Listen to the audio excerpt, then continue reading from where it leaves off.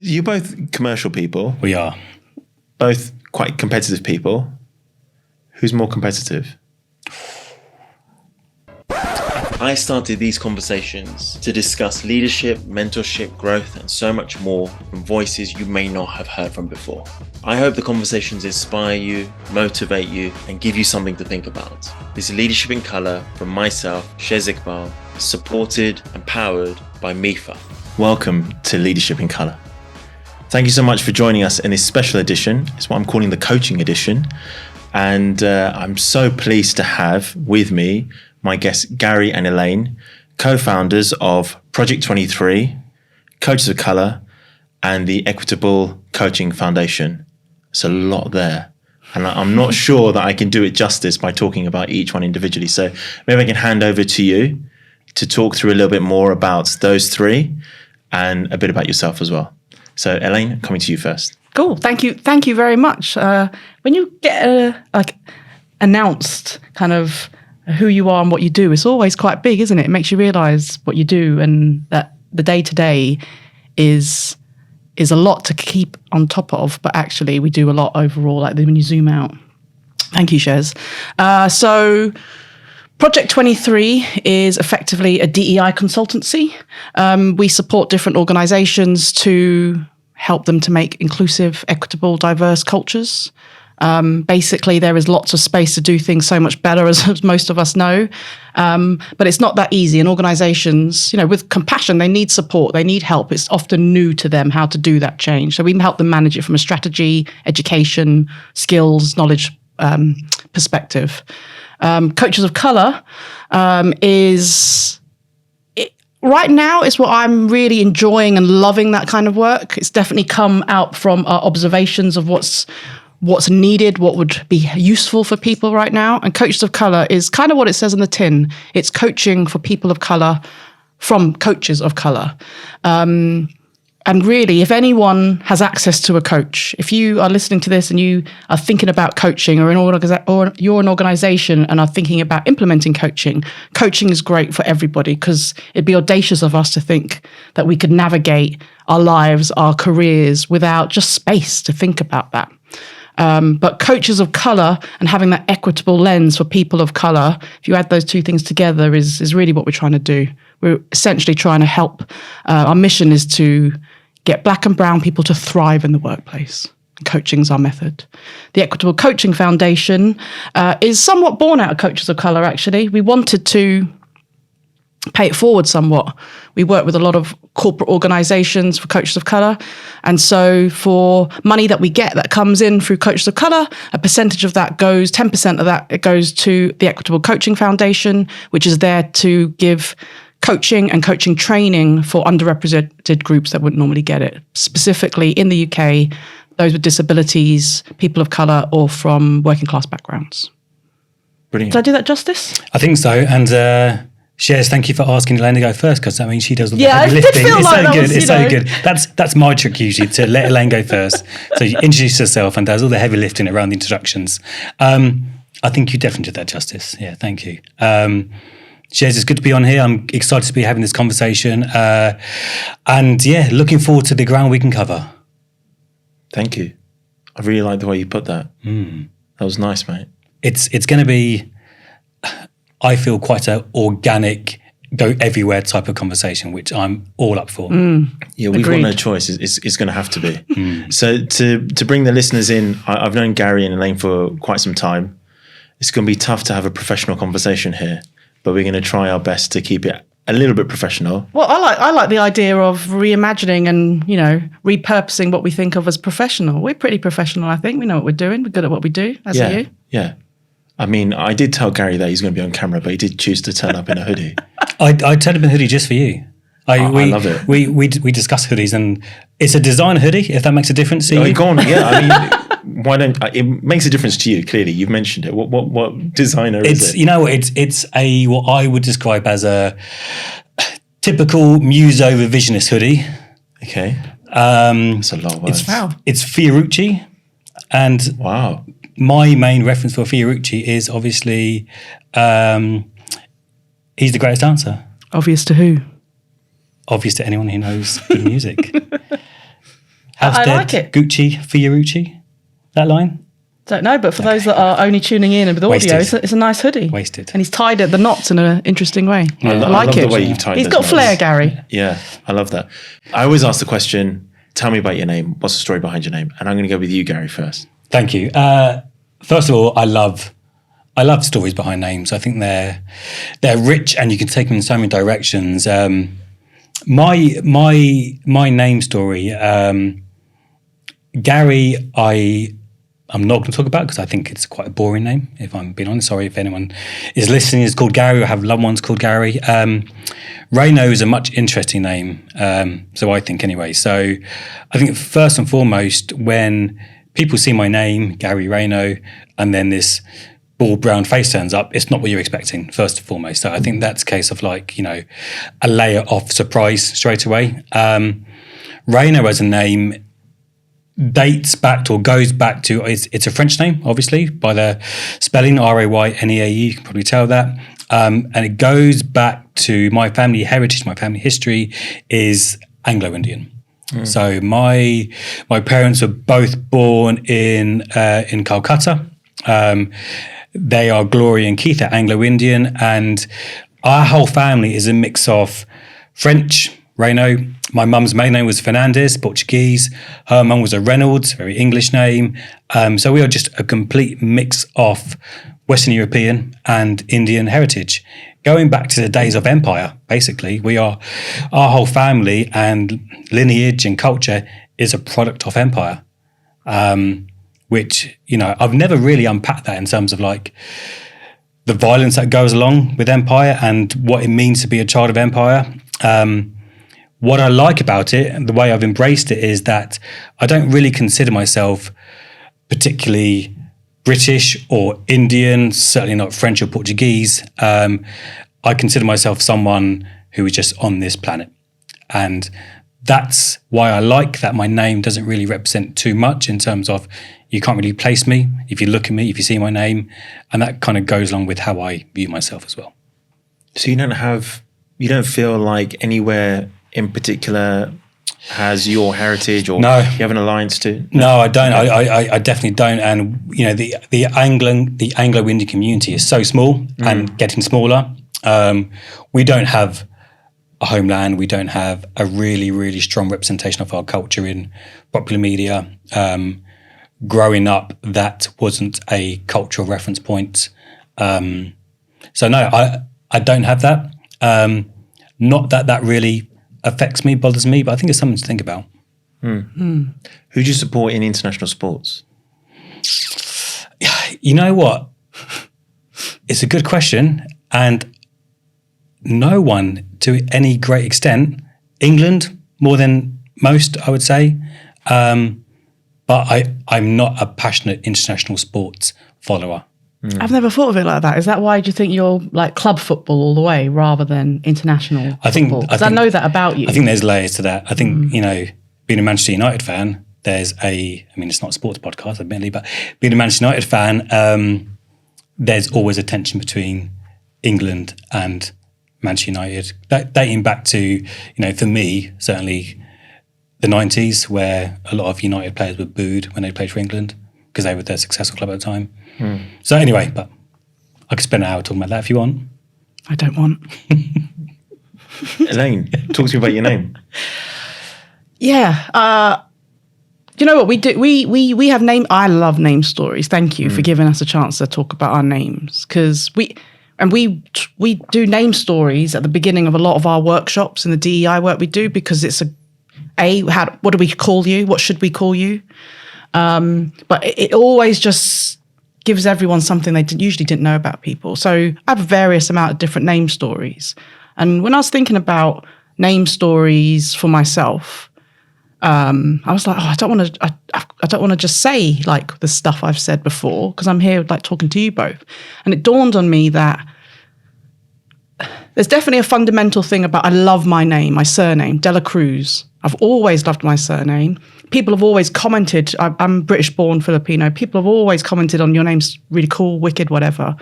Elaine, never really thought much. It doesn't ever feel like me. It just feels like someone else, a figure that looks different to me.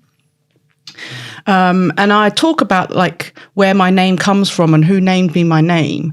And I've got a name story where I share that actually my mum once said that she named me and my sister Judy, like we have practical names. And by that, she means pretty profound, really. This isn't necessarily what my mum said. She said practical, but what I inferred from that was so much, practical means people can understand that shit, that it's Western, it's palatable.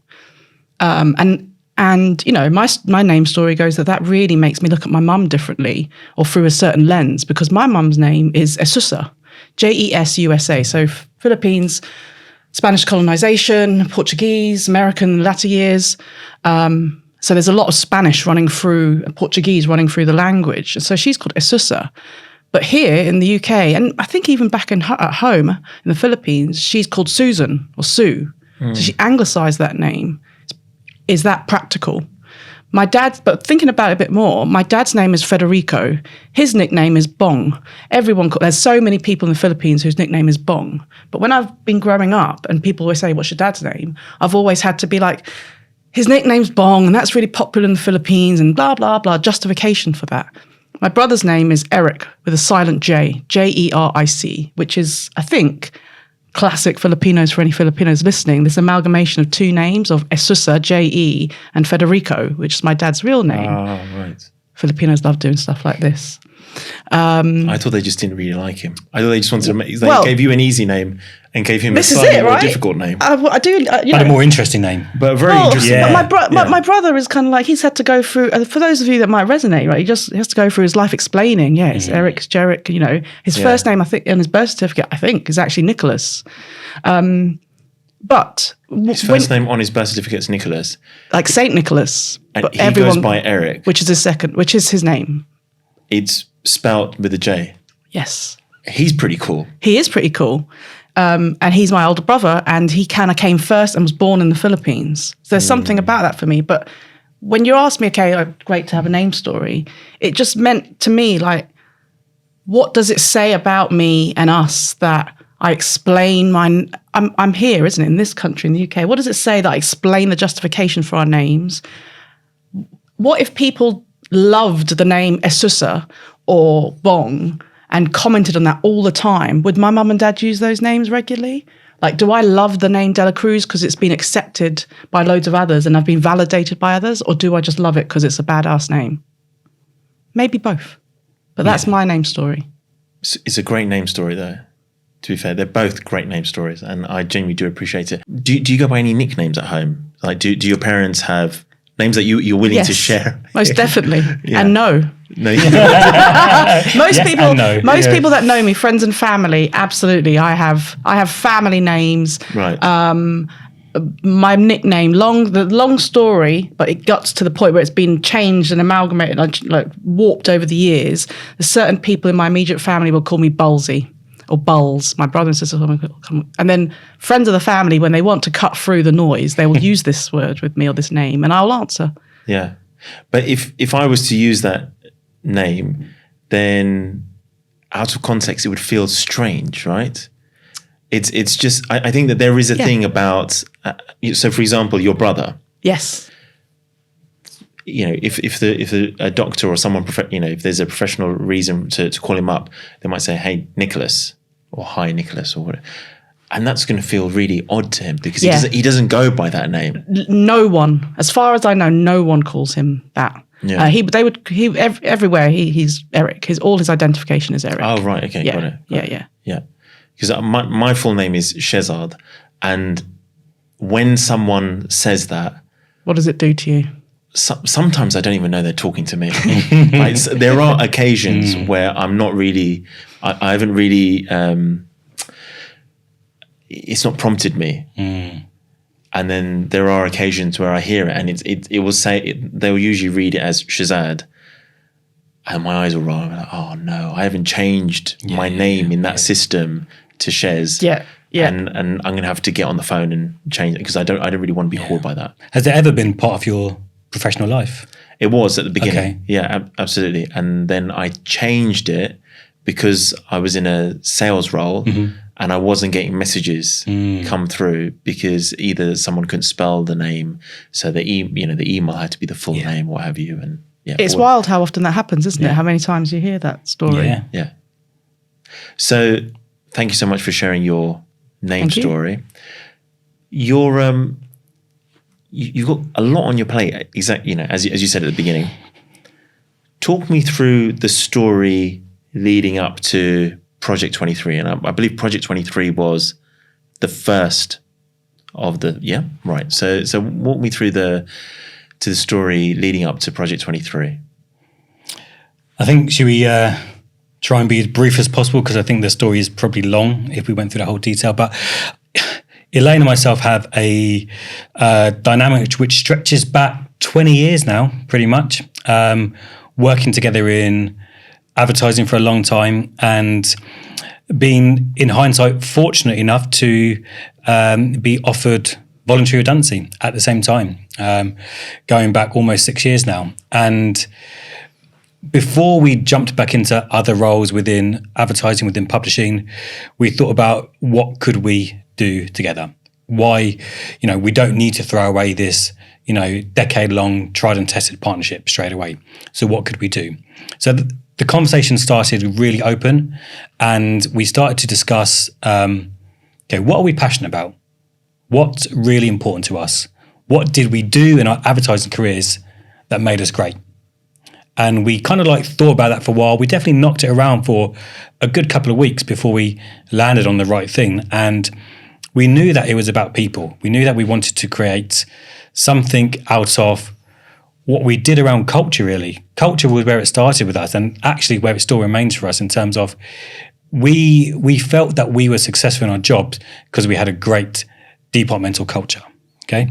So we looked at what made up that great culture, and it dawned on us pretty quickly that out of all the departments that we knew of, both internally back at Dennis Publishing and beyond, our department was pretty diverse across a number of different dimensions. That wasn't by design. We weren't actively pushing for that. It was fairly organic in terms of what we were trying to create. Could have been more diverse, to be fair. It definitely could have been more. But compared to others, definitely. Yeah, and we to jump forward, I think we are good at what we do now because of all the mistakes we made back then. We were by no means flawless. We were very flawed, but we've learned from that. But I think we knew we were passionate about that, and we knew that we wanted to try and replicate that for other businesses. So that's where the nugget of the idea came from, and then kind of developed from there, didn't it? Yeah, I think there were a few moments. Some classic media end of kind of job lunches that you tend to go on, and thank you to anyone that had lunch with us at that time or met us and had conversations with us as us, and were kind of offering thoughts. You get flowers at that point when you leave, isn't it?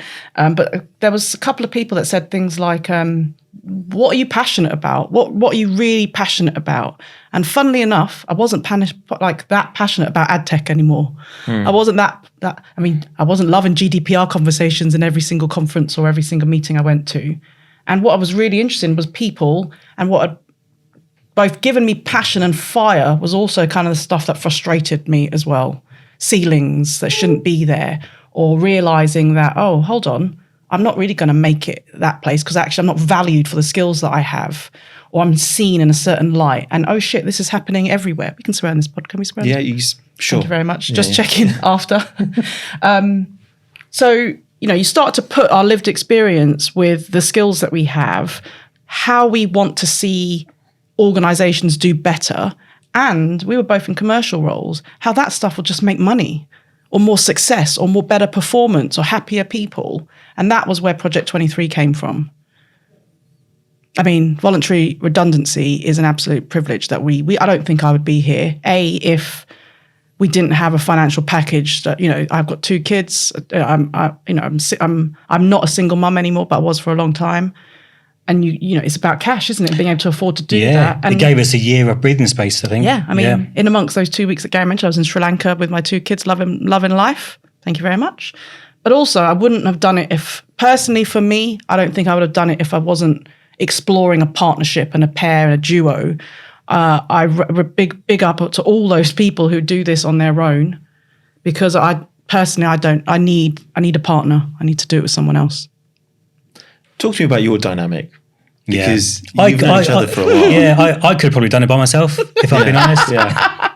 No, I'm only joking. It's Stiff. It'll be same. yeah. It's a purely transactional partnership. You know, we don't really speak outside of work, and You're both commercial people, we are. both quite competitive people. Who's more competitive? That's tough. It's a good question.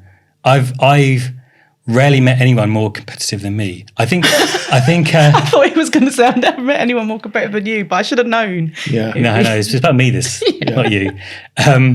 That's why he lets you talk first, usually. Yeah. Quietly trying to win all the time. That's what Gary does. So I'll just top you. If you go first, I can just be a topper. Well, I was in Sri Lanka. He was going around the world. Is that a fact? No, I wish. She got more in the voluntary redundancy than I did. So Okay. That's another podcast. That's absolutely not true. If we want to stack up salaries over the years and the gender thing, we could do that, but not today. we could, couldn't we? Yeah. That'd be another fiery conversation, wouldn't it? You were saying, sorry. What was the question? The question was competitive, wasn't it? I think I am potentially more inwardly competitive than Elaine. I think Elaine is more outwardly competitive and will vocalize her competitiveness more than me. But I'm definitely competitive. I don't like losing. Yeah, I mean, I think that would be a better question. Who wins? That would be me. Okay. No. No, I think... Short and succinct. Yeah, I think we're both competitive. But what I do like about the both of us being competitive is I think we both like to have some fun with it. I think, and we need that, I think, between us to just drive us a little bit in the off, like, you know, in the fun times. I think that's a go-to a little bit, isn't it? We like a bit of organised fun, me and Gary. Yeah. Which usually is around some kind of competitive thing. And then I'll just be really annoyed because Gary tends to be quite good at stuff that we do. And then I'll throw my toys out the pram and off we go, back to work again. All right. Let me ask the question I really want to ask. So who's the alpha out of you two? Ooh. I'm curious to know what you think on that. I'm thinking, I would say it's probably me. And I need to be comfortable in that, as in whether that's true or not. But the fact that I think it. Thank you for asking me to go first, even though I think it's just because you wanted to know. I feel like I am, but I think it's different in different places because in different environments, I'm not the alpha. Between the two of us, Gary, I'm really fortunate that Gary gives me a lot of space to think out loud, to process with him, to give my thoughts, my opinions, which tends to mean airtime because Gary, he's comfortable with that and he appreciates that. And that just maybe that's a version of alpha that then, you know, builds upon that platform basically. Sometimes I question what alpha really means, but if I think about it straight up, I would say it's maybe me. What do you think? Yeah, you know what, your last point, I think I'm quite uncomfortable with that term these days. Yeah. It's not a nice term for me, and I wouldn't want to be considered an alpha in any situation. Yeah, because I think, you know, what goes along with most people's definition of alpha is kind of like dominance or the one who's in charge or the one who has a louder voice maybe, and then none of those things do I want to be. Yeah, damn, that's a better answer. But that's a learning journey for me as well. I mean, back in the day, I launched a brand at Dennis called Alpha, spelled differently, but because it did, for me at the time, summarize an audience that we wanted to go after, the alpha audience. But yeah, as you know, as I mentioned already, the learning journey that we all go on, I now push against that term alpha. Yeah, nice. He definitely laid that trap for me, didn't he? I think so. Yeah, it's okay. Competitive. Yeah. But the competitive. Combobulated. So you've got a great partnership. I think so. Yeah. It's clearly you're filling in the blanks for each other, and you're supportive of each other and each other's growth. Yeah. And you got Project 23, and then it evolved. Talk me through that evolution. In terms of the other things that we offer now. Exactly. I mean, yeah, and Project 23 continues to evolve, doesn't it, as well? You know, we're always striving to, anyone who works in the DEI space is fully aware of how much the ground moves, the society moves, thankfully, with it slowly. But I think, you know, it is moving. So you're always trying to challenge yourself to be better, do more, do what's relevant in that space. Coaches of Colour, though, I think came out of the fact that, yeah, it can be hard work, DEI work, obviously. It's why we have a mantra and a value of, you know, we rise together. You know, when we win, everyone else wins. If our competitor, in inverted commas, does really well, that's great for us. We try to be open source about the way that we do things because we rise together. Having said that, it can be hard work. And often some of that hardness is for us as individuals and for those that do the work with us is about being it's a lot of education, right? And the people with the power and the privilege to change things fundamentally, systemically, are usually the leaders in an organization. We do a lot of our work in organizations, in workplaces. As you can imagine, leadership tends to come with certain demographics. So we're often doing educational pieces amongst very white, middle-class, male-dominated areas. And you find that we were investing a lot of time educating such people, such individuals, albeit all at different levels on that spectrum of wanting change. We meet some amazing people doing this work, and some people who out and out challenge us about racism in a room full of white people and we're the only people of colour. It's great work, it needs to get done, but what we were starting to notice is that we were often in those spaces and very rarely doing work directly with the communities and the people and the groups we were trying to serve. So from there, we started to do more work with ERGs, employee resource groups, because you could see that, you know, sometimes they just start out of a bunch of great people. There's not often sponsorship, resource, rigor that a business department should have. So we started to do work in that space and we continue to do that. People who are in ERGs, particularly the chairs of those organizations, massive big up and respect to them people. They are out there doing the work. We wanted to do more stuff like that. So the penny started to drop, definitely for me. You know, if I just go through a couple of things that I noticed and I saw. As coaches, we have a coaching mentality and approach in the way that we run our consultancy. Intrinsic motivation, best. So coaching tools is useful. When we both trained as coaches, loved it. I loved it. It's changed my life. But they're very white privileged spaces because not everyone knows about coaching as a thing, right? Professional or life coaching. It's inaccessible, it's expensive. So that means you get certain types of coaches who can afford the training, who know about the knowledge of coaching. So you get it lacks diversity as an industry. Then you think, there's been certain occasions where, you know, you start to realize that things like coaching or therapy spaces where you need safe spaces and people who understand your background, there's sometimes a lack of those resources for people of colour, for people from marginalised groups. And so we knew that with the coaching alchemy, when you get coaches or get a coach and a coachee together, if you can help support someone by having some idea of a lived experience, maybe as a minoritized group, you know, I could coach a British Filipino woman, I wouldn't know her life, but I might have some idea of how to create a space where they can be themselves in that space, which is what coaching is all about. Mm-hmm. So these are the things, but fundamentally as an organization, I think the reason I said earlier, and I'm really passionate about Coaches of Colour right now, is because the DEI work that we do in those privileged spaces, leadership spaces often, that's important work, but it can be slow. Change can be really slow. And it's not to say that we shouldn't do it, but what do we do now, today? What are organisations doing now, today, to support the fact that inequalities do exist? Systems are busted and broken, and they're not busted and broken for certain people. They're not made for certain people. So how can we make a difference now is helping people to think through their careers, around their careers, giving them time and space, and being told, for once, I think, that you are great, you are incredible, you are powerful, you are amazing, rather than sometimes what microaggressions and the narratives can say sometimes when you're the only, that you're not so great, that you don't have the confidence. So the idea of Coaches of Colour and being a little tiny part in that, I think that's the shit that really excites me, and I'm proud of that work. I love that work.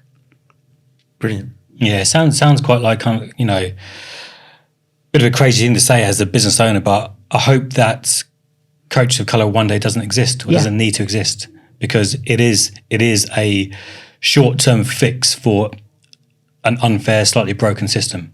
So whilst we try and fix that system with leadership, with management, with the power, we've got to help and put something on the table for, you know, those identities that are suffering in this broken system. So yeah, so one day, I don't think it'll be anytime soon, but one day I hope there's no need for coach of color. And what would you see happening thereafter then?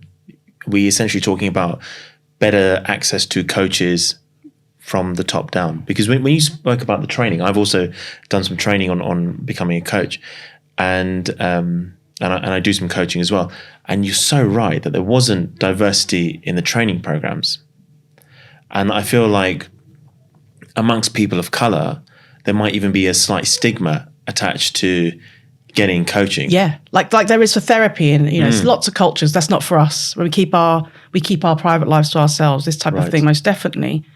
You know what? There's something about the lived experience, and if there's more diversity in the coaching world, then maybe coaches of color doesn't need to exist. But I think there's the other thing about coaches of color is that, you know, coaches sometimes in the teaching and the training about being a coach is you come from a position of neutrality, right? That the coachee understands their world, and you're a neutral piece that can help them navigate their world. For us, there is an out-and-out position that coaches of color has, that we are not neutral in the fact that racism exists. It's ugly, but it's the truth.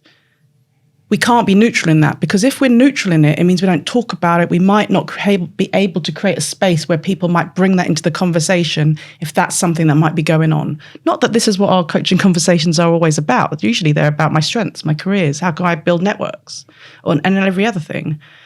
But I think to get rid of that position of neutrality and to say that we acknowledge that this exists enables us to have the language, the space for our coachees, that we can ask certain questions to see if that might be something. Is this you, or is this the system you're operating in? And if you can acknowledge the system you're operating in, then you can work out how to navigate that a little bit better, rather than thinking it's imposter syndrome again. Okay. So are there huge differences between coaching someone who is a person of color versus a white person? I don't think there's huge differences. I don't think that, you know, I don't think it has to be one or the other.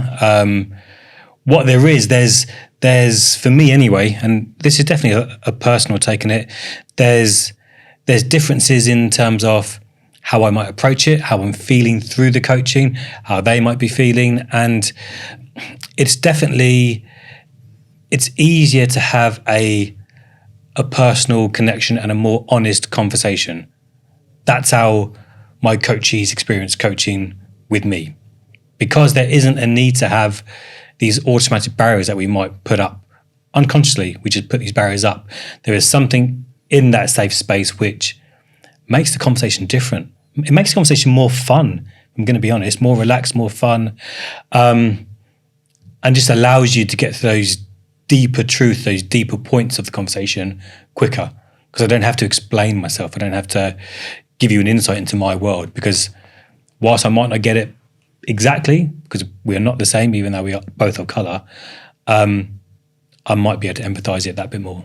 So what you're talking about essentially is the difference is more felt by the coachee or the client, versus the coach, because the coach is coming to the conversation in a position of neutrality, as you put it, and it's actually the coachee or the client that's getting that benefit there. I think so, but I think also I think the coach does experience it different as well, and we always make a point that all of the coaches that work for Coaches of Colour, they go through diversity, equity, and inclusion training. So they are equipped to recognise what that person might not necessarily, but might be going through in their workplace. So if the conversation does turn to things like microaggressions or privilege or I experience this in the workplace, then the coach is equipped to hear that, to acknowledge it, to work with it, and not have the need to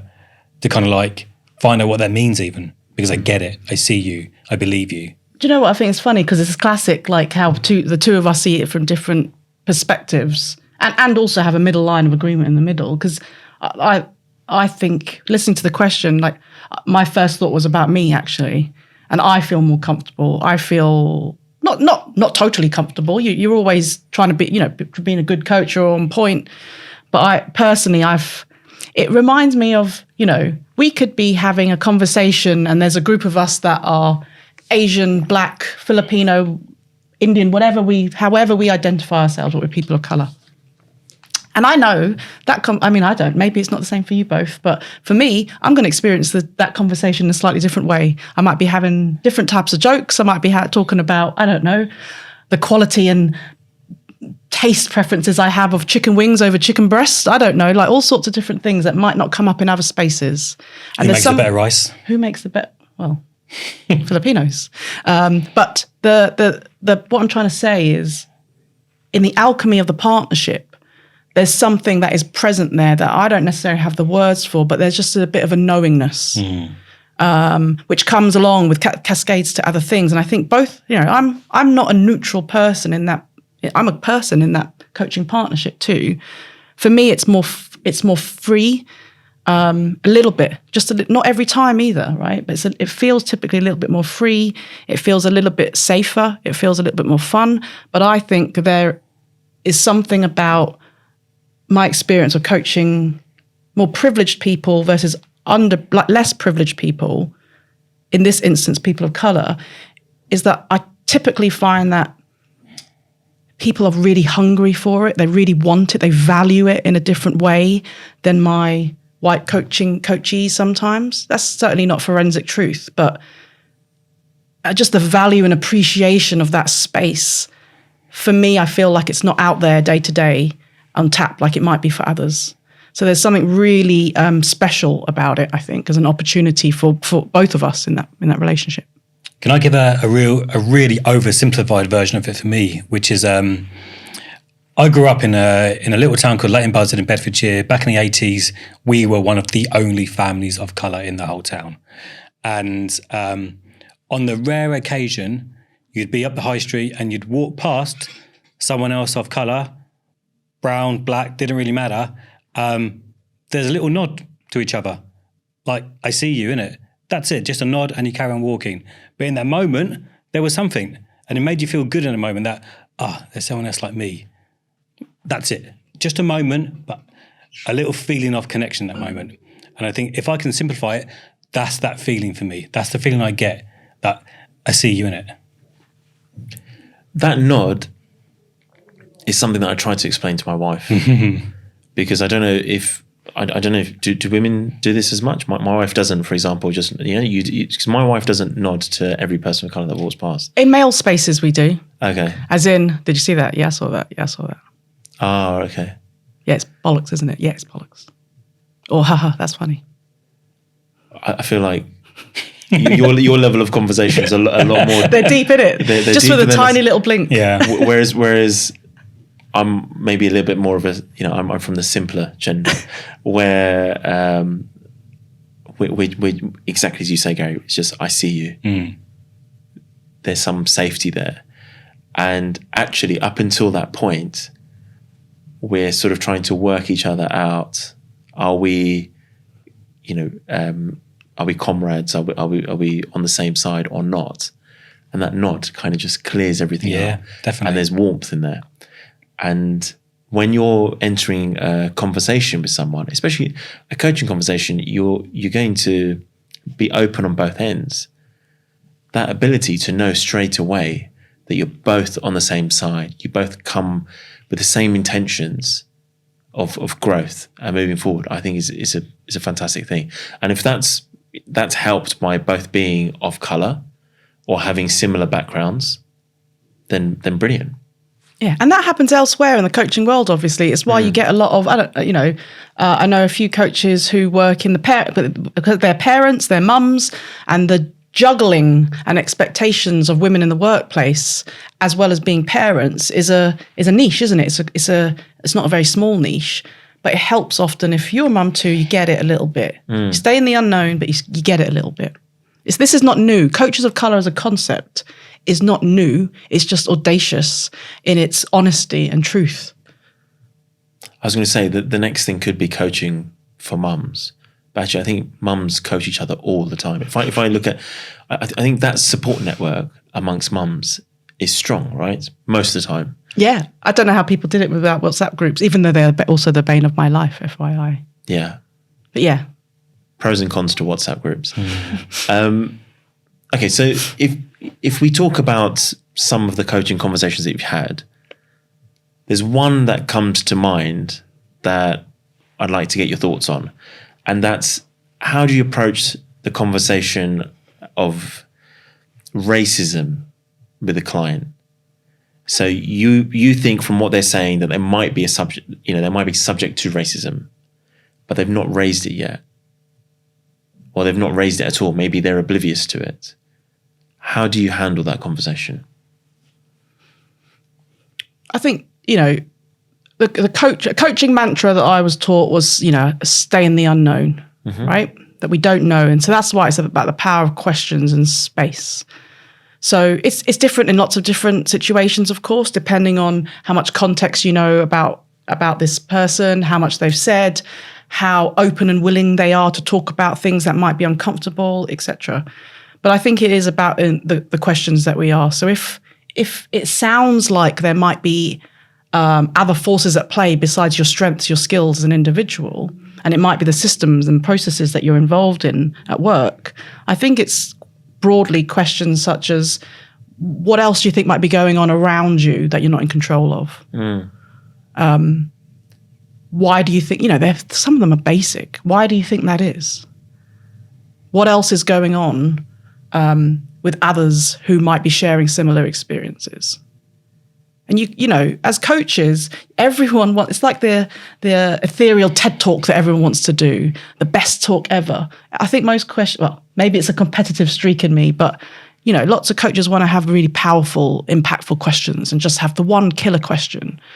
But I don't think it is really about that. I think it's about asking a question, listening to watching, hearing the response that comes back, and judging whether or not someone with their own adult thinking says something different that might give you a different question to ask them next. It is about really staying in the unknown, because sometimes, even if it might be about racism, we don't have to name it that.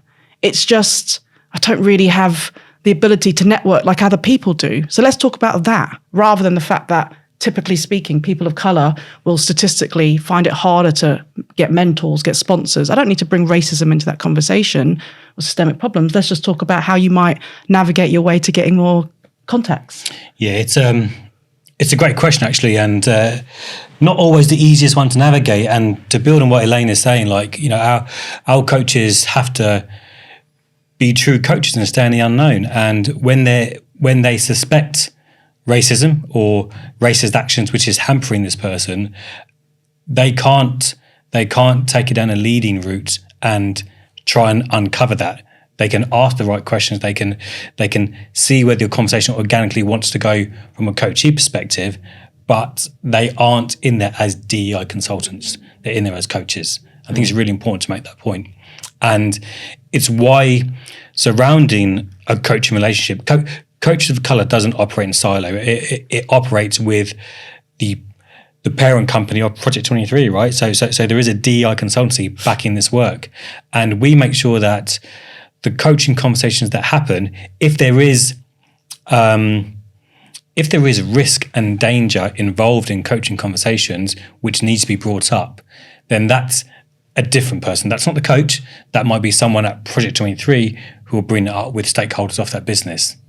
Or HR in the company. Yeah. Yeah. But that's why it's so important that you marry DEI expertise with something like Coaches of Colour. Yeah. It's a challenge to your question, actually, Shares, goes back to the why. Why do we want to bring up racism into these conversations?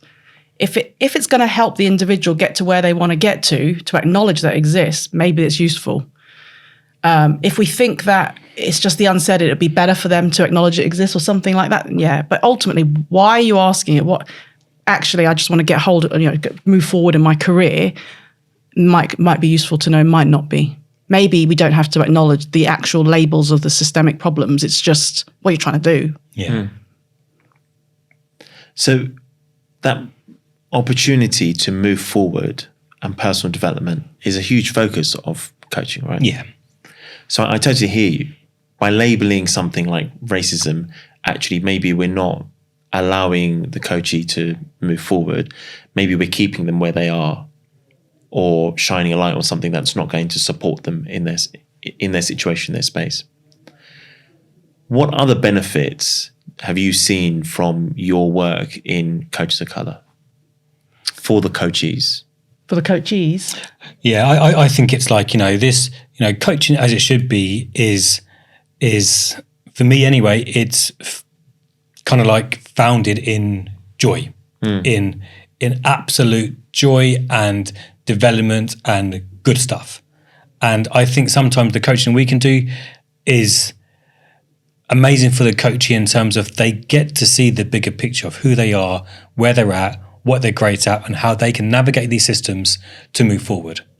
And that for me is the absolute kind of like benefit for them. It's clarity. It's having clarity on, okay, this is who I am. These are my beliefs, values, motivators, whatever it might be. And this is how I can use that to navigate and succeed and prosper in this system. And when you see that little light bulb go off in someone's head, I get it. I see what I need to do now. And that could be anything. That could be, I need to leave this company because this ain't for me. And that happens, right? And that It does happens. happen. Have you had one of those? Yeah, it does, right? It happens. And it might be like, you know what? I never realized that was my strength. So that's what I need to focus on. And that will get me up the ladder or whatever it might be. Or not even up the ladder. That will just make me happy where I am even. Because that's a win as well, right? So it's those little light bulb moments that are really powerful for me.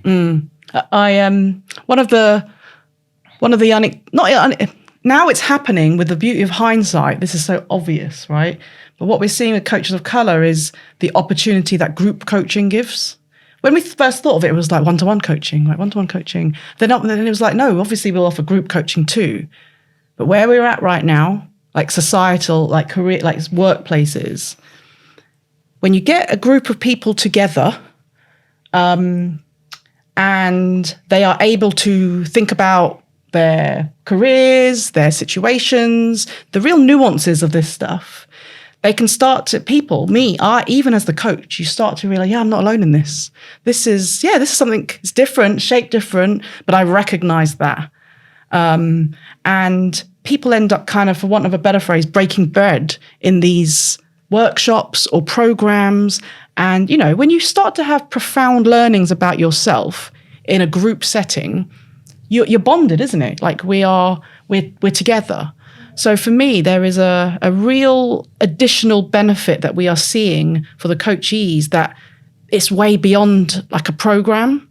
It is about relationships when we're not there. Our job in both these situations is to eject ourselves. We're a third party. You want to be sustainable and do it on your own, whether it's DEI work or thinking. So the idea that you can like build communities from really rich, joyful work, as Gary described, that goes on way beyond where they are in their career right now, the workshop or a program, and hopefully enables them to see that actually building community is something I want to just do generally too. And I can pay that forward. You can see that going loads of different ways, right? So I feel like it's a real privilege to be in them spaces, because you can see loads of things popping off in people's minds that we will, to answer your question fully and exhaustively, I don't think we know, because hopefully loads of shit's going on beyond when we're in the room or when they tell us. There's definitely there's the feel-good element of that. Just something you said, Elaine, about some of those unseen amazing stuff that comes out of group coaching. And it makes me think of a session we put on about 6 months ago, and it was a group coaching session, and with very little facilitation, just as soon as we're sat down in our group, someone's opened up, said something about their situation at work, and they followed it with an immediate reflection, which was, I've never been able to say these words out loud before. But within 5 minutes, surrounded by people who, she didn't know these people, they just looked like her. There was something in that. There was something in that, and she immediately felt safe to say something that she had never said before. That is so true. And it was such an amazing, and as soon as she said that, everyone else connected with that, felt relaxed around it, and we was away. That is so true. You know, just think about when thoughts reverberate in your mind and just bounce around. That's how humans, we start to tell stories from that for ourselves, and we start to create narratives. But just the release of just saying it, the words out loud with someone's attention is next level, really. I mean, it sounds like I've oversimplified things there, but I did that the other day. I just said something out loud and I thought, fuck yeah. Like something just started to move into place for me. Because, people will see you. You won't be judged for it. There'll be no consequence off the back of it. And you can say it safely. Yeah, and people applaud you for saying things out loud. And you help someone else just by saying out loud, because that might be what's going on in their head, but they're just not saying it out loud. This is good work that we do sometimes, You know what? I think. And I was speaking to an organisation just yesterday who had the opposite of that. And they have an unsafe culture, and they believe it's because when people speak up and, dare I say it, criticise certain elements of the business, there's recriminations, there's comeback, there's consequences. So people shut up. It's real. It's powerful. Yeah, it's really powerful.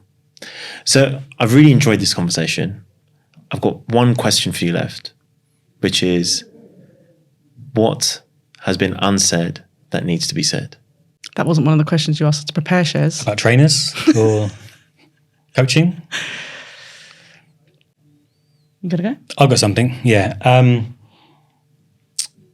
For me, I think we've moved a long way since 2020 and the murder of George Floyd, which was, for a lot of people, for a lot of companies, the trigger point to a lot of DEI work, even though that certainly wasn't the origins of it. It's been going a long, long time.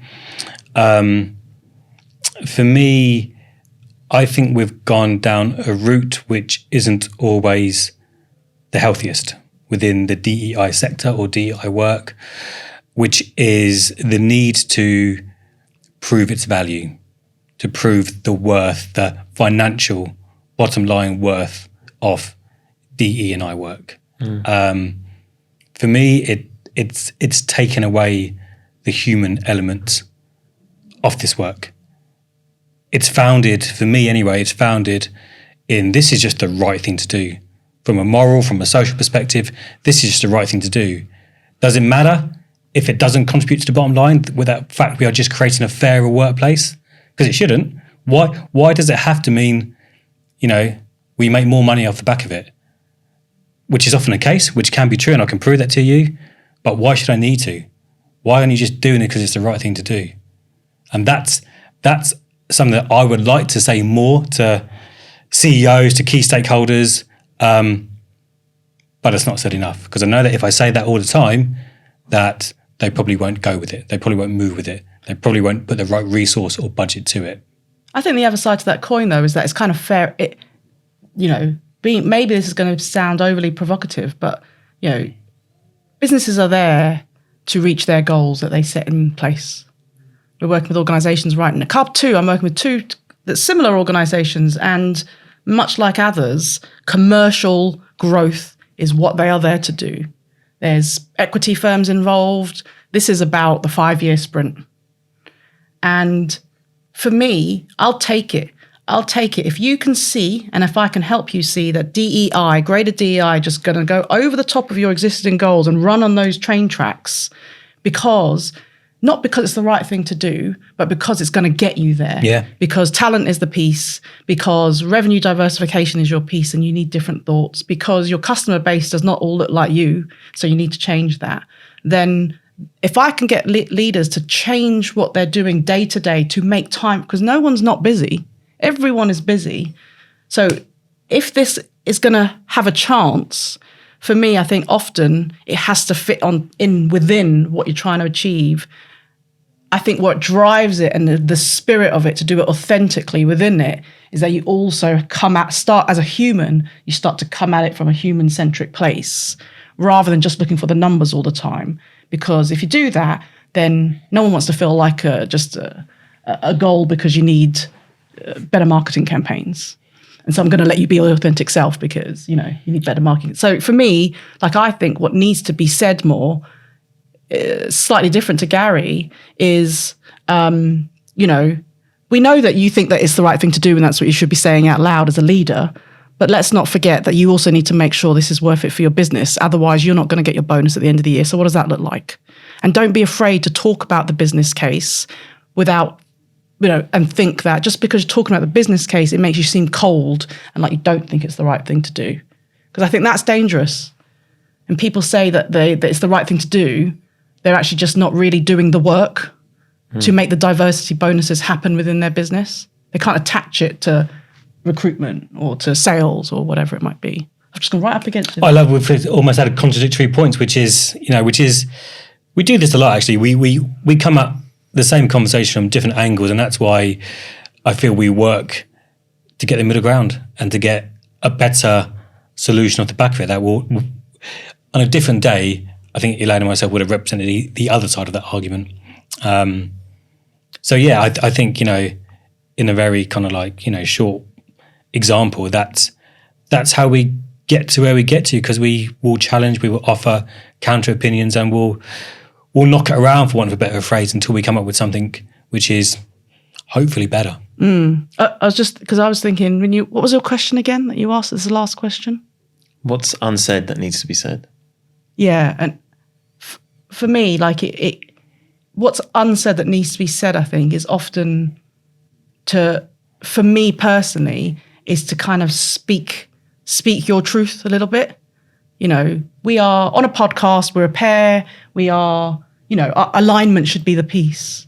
But actually it is about, for me, what's unsaid often is that you should be speaking your truth. Like, I think, one of the questions that you asked us about was how important is being authentic to you?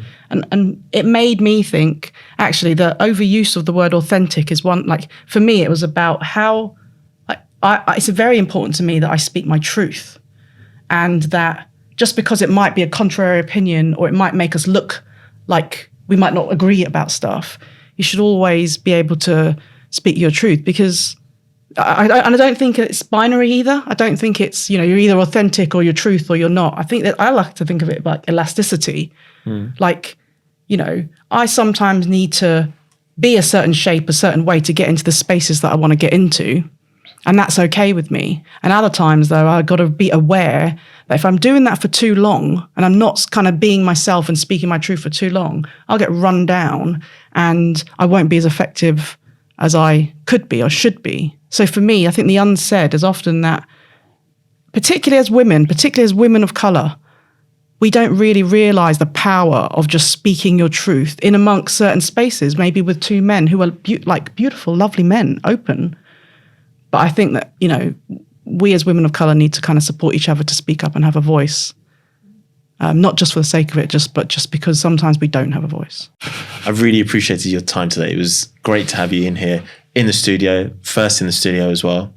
Thank you so much for joining me on this conversation. I really enjoyed it. I'm sure everyone else listening in enjoyed it too. Thank you so much. Jed, I feel special. This is, I feel like, we were worthy. But, I appreciate you sharing the work that you've done. Thank you very much.